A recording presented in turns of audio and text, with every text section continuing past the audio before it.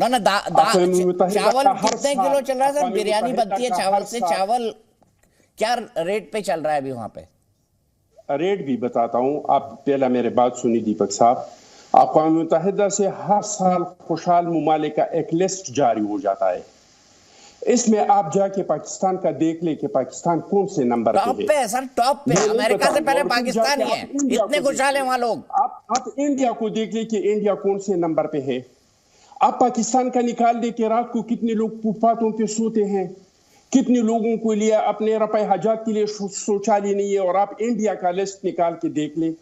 मैं समझता हूं कि एक दूसरे पे इल्जामात लगाना ये अच्छी बात नहीं है। आप लोग तहकीकात करें, अगर आपके मुल्क में कुछ हुआ है, बम फुड़वा देना अच्छी बात है, कई बार बम फुड़वा देना अच्छी बात है, इल्जाम लगाना अच्छी बात नहीं है। तो बम फुड़वा देना, गोली चलवा देना, ये अच्छी बात है? वो भाई, वो आप लोगों ने हम पे इल्जामात लगाए, तो फिर आप लोगों का अभी जो रिपोर्ट में गवर्नर का सुन रहा था, कश्मीर का जो आखिरी गवर्नर था, इनका जो मैंने रिपोर्ट सुना कि वो किसकी गलती से हुआ, किसने अपने इलेक्शन जितवाने के लिए और इनसे सियासी फायदा उठाने के लिए अपने इतने लोगों को शहीद किया, वो रिपोर्ट तो सारी दुनिया के सामने है। दीपक साहब आपके सामने होगा, ये चलाते हुए आपके चैनल पे मैंने याद है आपको, मैंने देखा है आपके चैनल पे, मैंने ये रिपोर्ट देखा है कि मुझे बताइए ना, जो लोग आपने बात की पुलवामा की, तो आपको एयर स्ट्राइक याद है बालाकोट वाली? इसके साथ मेरे हमदर्दी है, वो किसने अपनी सियासत के लिए और अपने इलेक्शन जितवाने के लिए ये किसकी वजह से हुआ था? हमारे इलेक्शन तो हो जाते हैं, आपके तो पुराना प्रधानमंत्री पहले जेल जाता है। शहबाज शरीफ उतरे, वो जेल चले गए। परवेज मुशर्रफ उतरे, वो जेल चले गए। बेनजीर भुट्टो के वालिद साहब जुल्फकार अली भुट्टो साहब फांसी चढ़ा दिया। आपके यहाँ लोकतंत्र, चलो हमारे चुनाव तो होते हैं भाई, आपके यहाँ तो आर्मी के पास देश है सर, देश के पास आर्मी नहीं है, आपके आर्मी के पास देश है। राजीव गांधी के साथ क्या हुआ था, गांधी जी साहब के साथ क्या हुआ था, लेकिन इन बातों से कोई फायदा नहीं है। सही है। अच्छी बात यह है कि हम अच्छे ताल्लुकात रखें। अगर आप लोग सेंट्रल एशिया और साउथ एशिया इंटीग्रेशन में शामिल होना चाहते हैं, जिससे आपके मुल्क को फायदा होगा, सर, तो आपको पाकिस्तान के साथ देखना पड़ेगा, आपको कश्मीर पे बात करना पड़ेगा, आपको कश्मीरियों का इनका हुकूक देना पड़ेगा। अच्छा ठीक है, अगर देना पड़ेगा, ठीक है, ले लो आप कश्मीर, ले लो आप कश्मीर में शामिल होना। खिलाओगे क्या कश्मीरियों को, ये बता दो? फ्री का आटा भाई, हम पाकिस्तान को क्या खिला रही है? मैंने तो आपको बता दिया, लिस्ट निकाल दे। आप लिस्ट बताता हूं मैं आपको, प्लीज ग्राफिक चलाइए। अखुंजदा साहब को फ्रेम में रखिए। अखुंजदा साहब सुन लीजिए, जनवरी 2022 में 36 रुपए किलो मिलने वाला प्याज मार्च 2023 में 125 रुपए किलो मिल रहा है। चिकन जो जनवरी 2022 में 210 रुपए किलो मिल रहा था, अब 800 रुपए किलो मिल रहा है। दाल की तस्वीर बीच में लगाए, जनवरी में 2022 में 36 रुपए किलो थी, आज 260 रुपए किलो है। जनवरी 2022 में चावल 36 रुपए किलो था, अभी 350 है। सरसों का तेल जो है वो 374 रुपए प्रति किलो था 2022 में, मार्च 2023 में 580 रुपए किलो है। ब्रेड जो है 65 रुपए पैकेट थी, अब 120 रुपए पैकेट है। दूध जो है 1 किलो 114 रुपए का मिलता था, अब 160 रुपए में मिल रहा है। अब मुझे बताइए, यही रेट लिस्ट कश्मीर में लगा देंगे? अखुंजदा साहब कह रहे हैं कि यही रेट लिस्ट कश्मीरी, अब इससे कश्मीरी का है, इसी रेट लिस्ट से। पाकिस्तान का तो बता दिया, आप इंडिया का भी बता दिए, आप अमेरिका की भी बता दी। सर मेरे यहाँ प्याज मिलता है लगभग 25 से 35 रुपए किलो पूरे देश में, सुन लीजिए ना आप। सारी दुनिया में महंगाई का एक तूफान हो चुका है, सिर्फ पाकिस्तान में नहीं है। अच्छा, ये तो यूक्रेन और रशियन वार की वजह से आप हर मुल्क का रिकॉर्ड ठीक है। मैं सीधे दीपक वोरा साहब के पास चलता हूँ। दीपक वोरा साहब, एक फिल्मी डायलॉग ये कह रहा है, दोस्ती अच्छी करो, ताल्लुकात अच्छे कर लो। भाई दोस्ती तो बराबरे वालों में होती है ना दीपक वोरा साहब? आपने मुझसे प्रश्न पूछा है सर? जी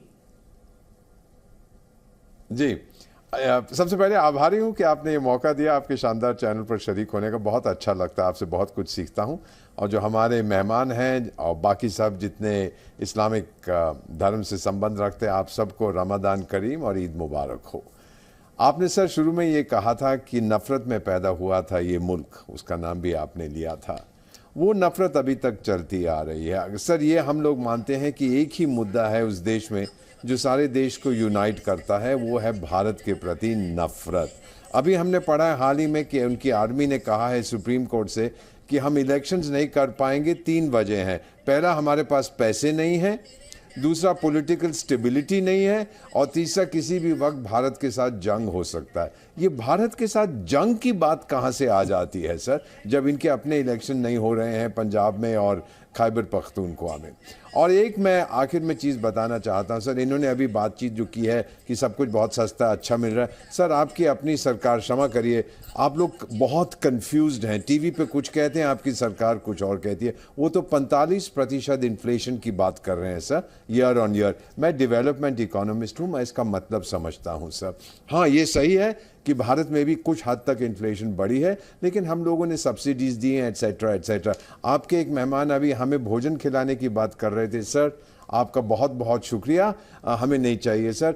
आज अगर हम एग्रीकल्चर, कृषि, चौरसिया साहब बंद कर देते हैं, कुछ नहीं उत्पादन करते हम भारत में, 2 साल तक हम अपनी जनसंख्या को खिला सकते हैं, इतने हमारे रिजर्व्स हैं। फाइनली सर, मैं ख़त्म करूंगा एक छोटे से हादसे के साथ। मेरी एक ग्रैंड डॉटर है सर, 9 साल की है, न्यूयॉर्क में रहती। 2 साल पहले जब 7 साल की थी, बच्ची है, इनोसेंट चाइल्ड, मुझे एक दिन पूछा कि नाना, there is a girl in my, अंग्रेजी में वो क्योंकि अमेरिका में रहती, कि एक लड़की है मेरी क्लास में, वो पाकिस्तान से है। What country is Pakistan? मैंने कहा बेटी व्हाई आर यू आस्किंग?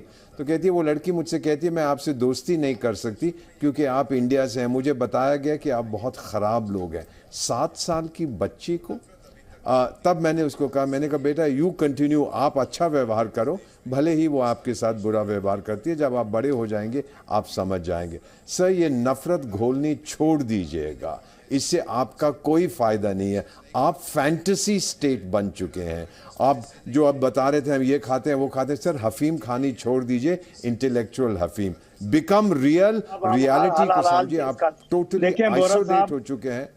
अगर मैं एक भाई सर, क्षमा, आप नाराज ना हो सर, मुझे कंप्लीट करने दीजिए। मुझे टाइम दीजिएगा।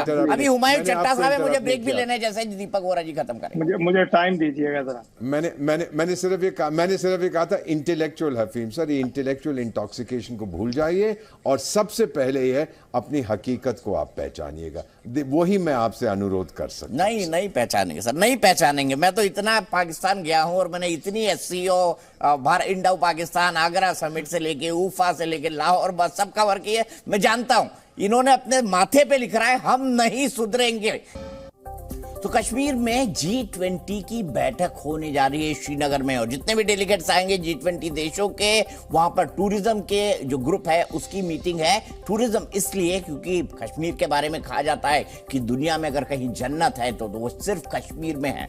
लेकिन एक पाकिस्तान ऑक्यूपाइड कश्मीर जो उसने भारत के, पाकिस्तान ने कब्जा कर रखा है, उस कश्मीर को देख लीजिए और भारत के कश्मीर को देख लीजिए। अंतर मैंने अभी रेट लिस्ट आपको बता दिया, अंतर आपको साफ साफ दिख जाएगा।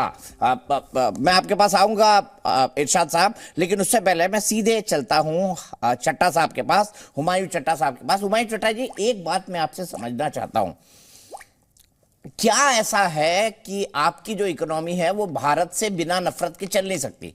क्योंकि आपके यहाँ फौज जो है अंडरवियर से लेकर एटम बम तक सब बना लेता है। तो यही कारण है कि आप कश्मीर नहीं छोड़ पा रहे हैं, ये जानने के बाद भी कि कभी मिलना तो है नहीं। अभी अपने देश को संभाल लें आप। बहुत शुक्रिया दीपक साहब अपने प्रोग्राम में मुझे शामिल करने का। सबसे पहले तो बेस्ट विशेस जितने भी पार्टिसिपेंट्स हैं उन सबको मेरी तरफ से। देखिए, मैं कुछ ब्रॉडर पर्सपेक्ट के हवाले से बात करना चाहता हूं। जैसे आप SCO की मीटिंग जो गोवा में हो रही है उसके मुतालिक बात कर रहे थे, तो मुझे ये लगता है कि ये जो ब्रॉडर इशूज हैं एक अच्छी पेशरफ्त है। काफ़ी अरसे के बाद पाकिस्तान का वज़ीर ख़ारजा जो है वो इंडिया जा रहा है, तो शायद दुनिया को एक अच्छा मैसेज जाएगा इससे। अगर ईरान और सऊदी अरब करीब आ सकते हैं तो मुझे लगता है पाकिस्तान और इंडिया भी करीब आ सकते हैं। अपने सारे जो इनके जो इश्यूज हैं इन्हें एक साइड पे रख के देखिए, पहले तो मैं स्ट्रॉन्गेस्ट वर्ड्स में मैं कंडेम करता हूं अगर इंडिया के अंदर कोई दहशतगर्दी का वाकया हुआ है, तो मुझे ये लगता है कि बगैर इन्वेस्टिगेशन किए, इन्वेस्टिगेशन हो चुकी है, भारत की एजेंसियां काम करती है 24 घंटे।